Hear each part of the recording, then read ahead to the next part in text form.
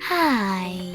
In front of me is HAFURY GT20 and today I would like to show you how you can manage autocorrection.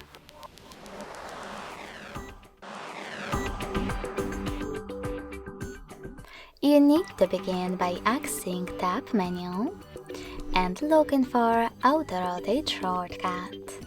When you find it, click on it. As you can see, mine is green. That means that auto rotation is enabled, but you can always disable it by choosing the same shortcut again.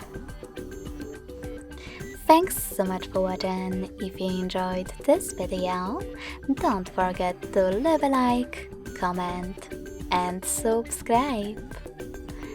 Bye!